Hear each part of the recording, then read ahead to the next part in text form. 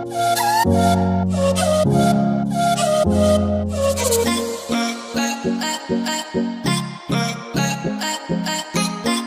علیکم. نوی ویډیو سره ستاسو خلکلې وایو. ډېره زیاته دردناکه واقعه رامخې ته شوې ده چې په ضلع چارسده کې یو د 19 کالو شاه زلمې د غیرت په نوم ډېر بېدردۍ سره قتل شوی دی.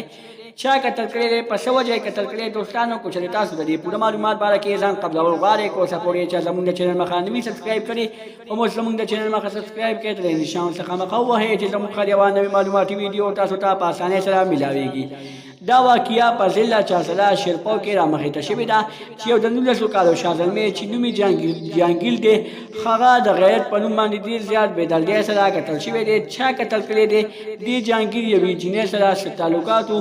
هغه جینۍ د جهانګیر له دوکه ورکړله او هغه جینۍ د جهانګیر خپل کور ته راوغوښتو. چې کله یې جهانګیر خپل کور ته راوغوښتو او جهانګیر جینۍ سره کېناستو، خبرې اترې ورسره شروع کړې، نو جینۍ ورونه پرې د پاسه راغلل او جهانګیر یې لاړ کړو او ډېر بېدردۍ سره یې قتل کړو. دوستانو دې کې د جینۍ راز و، ځکه چې جینۍ بل هلک خوښ شوی و. دې هلک ته یې زړه تنګ شوی و، نو ورونو ته یې وویلې چې یو هلک چې ما ډېره زیاته په عذابوي، ما ډېره زیاته تنګوي، د هغه تنګولو په وجه زه د هلک نه ډېره زیاته تنګه راغلی یم. خو چې کله یې ورونو ته پته ولګېده، نو ورونو ورته وویلې چې تا هلک راوغواړه، موږ به پرې د پاسه راشو، موږ به تا پرېږدو. هغه هلک په ډېر بېدردۍ سره قتل کړو. خو جینۍ دغه رنګې د ورونو ومنله او هغه هلک یې راوغوښتو. هغه هلک ته یې وویلې چې زما تا سره ملاقات ته زړه شوی دی. هغه هلک چې کله د دې ملاقات ته راغلو، نو ډېر ظالم ورسره دومره ظلم وکړو چې هغه ورونه یې راوغوښتل او دا هلک یې په ډېر بېدردۍ سره قتل کړو. ضلع چارسده ټوله دې هلک په احتجاج کې راوتې ده، خو اوسه پورې دې هلک ته انصاف نه دی میلاو شوی. هغه جینۍ د کوره تښتېدلې ده، تر اوسه پورې د هغه جینۍ لا پته اته نه ده لګېدلې.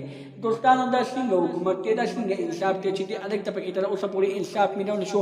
دې هلک خو مینه کړې وه، خو دې هلک چې د جینۍ سره په موبایل خبرې نه وې کړې، خالي یو بل سره به بار کله نه کله میلاوېدل.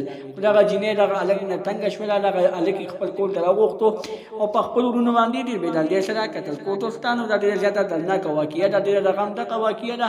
خو اوسه پورې د دې خلاف لاس اواز نه دی اوچت کړل شوی. دا وه زموږ نننۍ ویډیو. که زموږ دا ویډیو خوښه شوې وي، زموږ د چینل مخه سبسکرایب کړئ، تر نشان څخه مخه ووهئ چې زموږ هر یوه نوې معلوماتي ویډیو تاسو ته په اسانۍ سره میلاویږي. والسلام.